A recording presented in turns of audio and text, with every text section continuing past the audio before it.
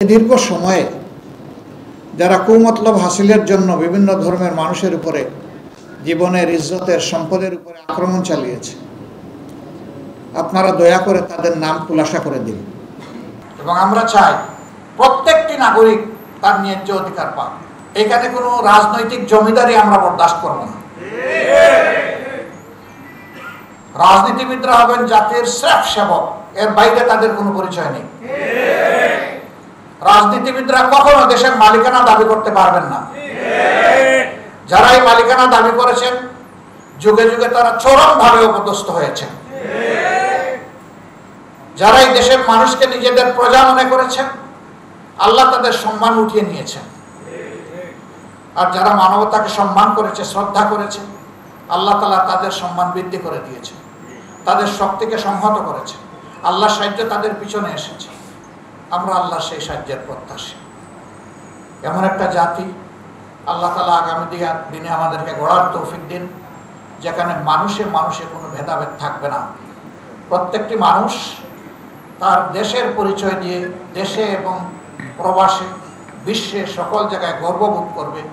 এমন একটি জাতি গড়ার জন্য এই জাতি গড়ার যারা কারিগর, আল্লাহ তাআলা তাদেরকে হুঁশ জ্ঞান দিন, দায়িত্ববোধ তাদের মধ্যে জাগ্রত করে দিন, এবং তারা যেন সত্যকে ধারণ করে সামনের দিকে এগিয়ে যেতে পারে। আল্লাহ তাদেরকে সাহায্য করুন।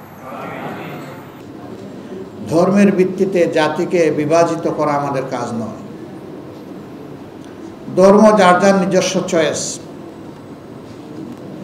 এর ভিত্তিতে আমরা এখানে মেজরিটি মাইনরিটিতে বিশ্বাসী না। এদেশে যারাই জন্মগ্রহণ করবে তারা এদেশের গর্বিত নাগরিক।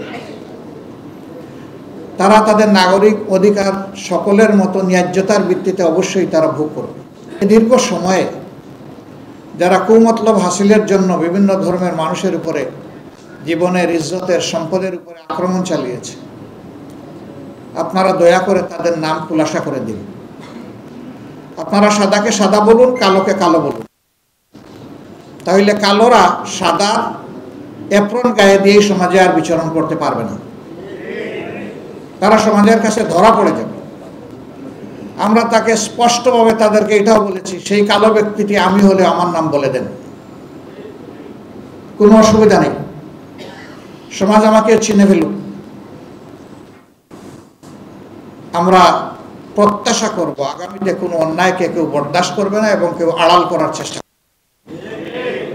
যদি বরদাস্ত করে, আড়াল করে, তাহলে এই দেশে সুস্থ সমাজ এবং সভ্যতা গড়ে ওঠার কোনো সম্ভাবনা নেই। এটা বারবার লঙ্ঘিত হবে, বারবার বাধাগ্রস্ত হবে এবং জাতি বারবার পথ হারাবে। একটা জাতি আর কতবার পথ হারাবে? কতবার আমাদেরকে উচ্চ মূল্যের রক্ত করতে হবে? সম্প্রতি আন্দোলনে কম বেশি হাজার খানেক যোদ্ধা অন্যায় সত্যের বিরুদ্ধে, বৈষম্য এবং স্বৈরতন্ত্রের বিরুদ্ধে লড়াই করে তারা দুনিয়া থেকে বিদায় নিয়েছেন। আমি তাদের প্রতি গভীর শ্রদ্ধা নিবেদন করছি। আল্লাহ তাআলার দরবারে তাদের ন্যায্য পাওনা আমি কামনা করছি এবং উত্তম পাওনা কামনা করছি। যারা আহত হয়েছেন তাদের সুস্থতা কামনা করি। কিন্তু জাতির এই পাহারাদাররা, মনস্তাত্ত্বিক পাহারাদার যারা, তারা যদি তাদের দায়িত্ব সঠিকভাবে পালন না করেন, তাহলে এই জাতি বেশি দূর আগাতে পারবে না। আসুন আমরা মানব জাতির মুক্তির মঞ্জিলের জন্য যে বিপ্লবের সূচনা করেছেন মহানবী মুহাম্মদুর রাসূলুল্লাহ সাল্লাল্লাহু আলাইহি সাল্লাম, তার দেওয়া এই আমানতকে বুকে ধারণ করে আমরা সামনের দিকে এগিয়ে যাই। ইসলাম শুধু মুসলমানের জন্য নয়।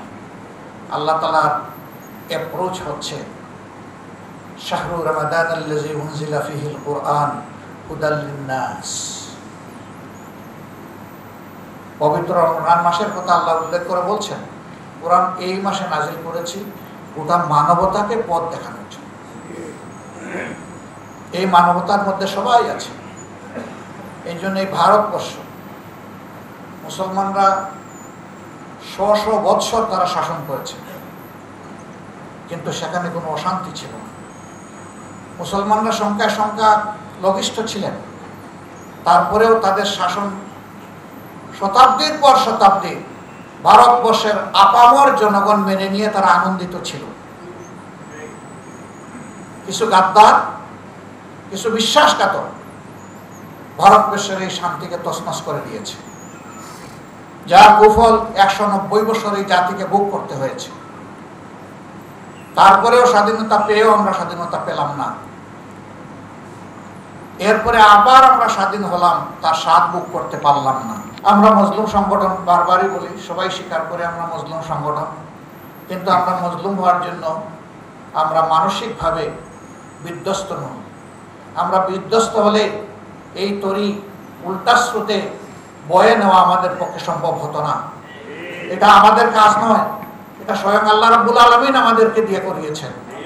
এই জন্য আমাদের তামাম তাওয়াক্কুল আল্লাহ তাআলার উপর। আমরা প্রত্যাশা করি দেশের মানুষের ভালোবাসা।